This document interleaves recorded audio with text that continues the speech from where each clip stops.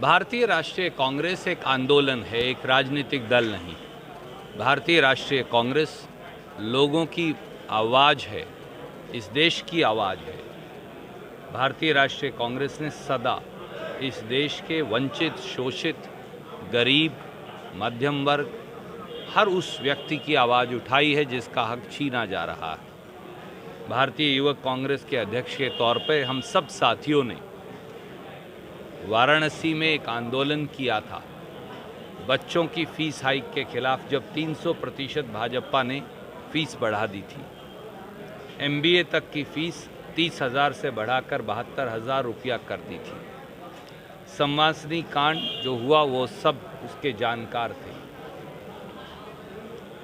बुनकरों के ऊपर जो अत्याचार हो रहा था भाजपा शासन में, इन सब बातों के खिलाफ एक आंदोलन किया। 22 साल के बाद भारतीय जनता पार्टी ने उस मुकदमे को रिवाइव करके MP MLA कोर्ट पे लगा दिया है। मुकदमा बोगस है, हम ये अदालत में साबित करेंगे। हमारा अदालत की न्यायिक प्रक्रिया में संपूर्ण विश्वास है। आज भी भारत जोड़ो यात्रा में राहुल गांधी जी और लाखों करोड़ों कार्यकर्ता इसी लक्ष्य के साथ चल रहे हैं। 3,570 किलोमीटर कन्याकुमारी से कश्मीर तक, 1,000 किलोमीटर से ज़्यादा पूरे हो चुके। नफ़रत को मिटाना है, भ्रष्टाचार को मिटाना है, बेरोज़गारी और महंगाई जिसमें हर व्यक्ति पिस रहा है, जात और धर्म को छोड़ दें, तो उस सब को मिटाना है। भाजपा के पास हिंदू मुसलमान है, हमारे पास एक इनकलाब है। इनकलाब बेरोज़गारी के खिलाफ, इनकलाब महंगाई के खिलाफ, इनकलाब नफ़रत के खिलाफ, इनकलाब भाजपाई भ्रष्टाचार के खिलाफ। ये जंग निरंतर चलेगी, व्यक्ति बदलते रहेंगे, पर भारतीय राष्ट्रीय कांग्रेस का ये विचार और ये जंग सदा चलती रहेगी।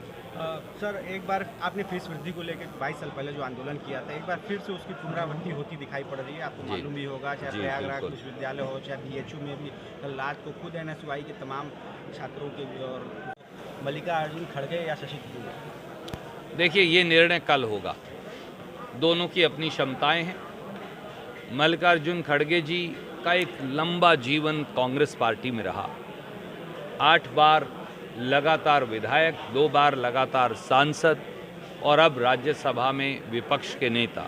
उससे पहले लोकसभा में कांग्रेस के नेता, प्रदेश कांग्रेस कमेटी के अध्यक्ष, पंचायत समिति से उठकर आया हुआ एक दलित व्यक्ति किस मुकाम तक जा सकता है वो केवल कांग्रेस में संभव है। दलित समाज का एक व्यक्ति एक तरफ है, एक तरफ एक राजदूत हैं, पूर्व राजदूत, जिन्होंने अपनी एक लंबा कार्यकाल राजदूत के तौर पर निभाया और अब वो कांग्रेस में राहुल गांधी जी के आह्वान पर वो आए। उन्हें राहुल गांधी जी ने टिकट दी कांग्रेस की और वो 2 बार 3 बार चुनाव जीते। तो कह रहे हैं पुनर्जीवित कर रहे हैं कांग्रेस को। हर व्यक्ति जो कांग्रेस के लिए काम कर रहा है और हर व्यक्ति जो कांग्रेस की विचारधारा से जुड़ा है, चाहे वो हमारा सदस्य ना हो, वो कांग्रेस और देश को आगे बढ़ाने का काम कर ही रहा है। तो जिस तरह से बताया जा रहा है, कई जगह उनको पोलिंग एजेंट तक नहीं मिले और मल्लिकार्जुन खड़गे की स्थिति काफ़ी मजबूत है। ऐसे में मल्लिकार्जुन खड़गे आते हैं तो कितना बेनिफिशियल होगा? देखिए, ये कल तक रुकिए, चुनाव का निर्णय आने दीजिए।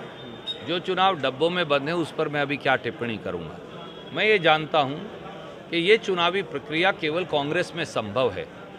अमित शाह को किसने वोट डाला था जब वो अध्यक्ष बने भाजपा के? JP नड्डा जी को किसने वोट डाला था? क्या भारतीय जनता पार्टी में, RSS में कभी चुनाव हुआ है?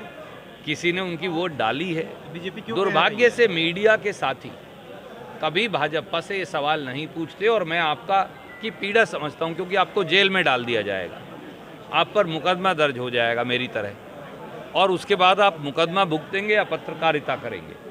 कांग्रेस से सवाल पूछिए, क्योंकि हम देश की आज़ादी की पार्टी हैं और देश के भविष्य और वर्तमान की भी। बात बड़ी सीधी है। चुनाव हो रहा है सर कि ये मनोनयन है और भी खड़ा करेंगे। भारतीय जनता पार्टी देश की शिक्षा को निजीकरण करना चाहती है, प्राइवेटाइज करना चाहती है, निजी हाथों में सौंपना चाहती है। मुझे बताइए, 1-1, 2-2, 5-5 लाख रुपया की फीस किस प्रकार से पूर्वांचल के लोग दे पाएंगे, उत्तर प्रदेश के लोग दे पाएंगे, देश के लोग दे पाएंगे? बच्चे कहाँ जाएं? स्कूलों की फीस इतनी महंगी हो गई है, कॉलेज छोड़िए, पोस्ट ग्रेजुएशन छोड़िए, आज लोगों के लिए स्कूल की फीस देना दूभर हो गया है। परंतु दुर्भाग्य से इस देश और प्रदेश को ऐसे लोग चला रहे हैं जिन्होंने कभी गृहस्थ जीवन देखा ही नहीं। जब बच्चे हैं ही नहीं, उन्हें बच्चों की फीस देने की तकलीफ माँ बाप को क्या होती है वो कैसे समझेंगे? और इसीलिए वो निजीकरण की तरफ शिक्षा को ले जा रहे हैं। भारतीय राष्ट्रीय कांग्रेस की आवाज़ उत्तर प्रदेश में प्रियंका गांधी जी के नेतृत्व में हमारे NSUI युवा कांग्रेस के साथी इस लगातार उठाते रहेंगे। जहां हम सबके शामिल होने की आवश्यकता होगी, हम खुद शामिल होंगे। परंतु योगी सरकार को, आदित्यनाथ सरकार को ये फीस वृद्धि वापस लेनी चाहिए। अगर आपने गृहस्थ जीवन नहीं जिया तो आप कम से कम दूसरों के बच्चों की तकलीफ को समझें। बतौर मुख्यमंत्री आपका ये दायित्व है और इस दायित्व का निर्वहन करें, बजाय निजी जो संचालक हैं उनकी मदद करने के और सरकारी जो संस्थाएं हैं उनकी फीस भी आम जनमानस की पहुंच से बाहर करने के। सर 24 वर्षों JP नड्डा तो वोट डालकर चुने थे और अमित शाह भी चुने थे वोट डालकर, और मोदी जी को भी प्रधानमंत्री कैंडिडेट वोट डालकर चुना गया था। अजीब, जिन लोगों को कोई जानकारी नहीं देश के इतिहास की, भारतीय राष्ट्रीय कांग्रेस के इतिहास की, वो खामखा में टिप्पणी कर रहे हैं। अरे भैया, पहले अपने गिरेबां में झांको और उसके बाद हमसे बात करें। गैर गांधी परिवार के हाथ में जाएगा कांग्रेस? पहले भी गैर गांधी परिवार से बहुत सारे अध्यक्ष रहे हैं।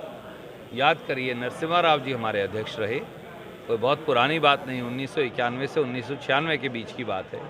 सीताराम केसरी जी हमारे अध्यक्ष रहे, और इस बार राहुल गांधी जी ने निर्णय किया कि न वो न उनकी बहन, और सोनिया जी पहले ही कह चुकी थी कि वो चुनाव नहीं लड़ेगी, तो उन्होंने कहा हमारे परिवार से कोई व्यक्ति चुनाव ही नहीं लड़ेगा ताकि एक और व्यक्ति को मौका मिले। इसीलिए मैंने कहा दोनों अच्छे उम्मीदवार हैं, कल निर्णय हो जाएगा।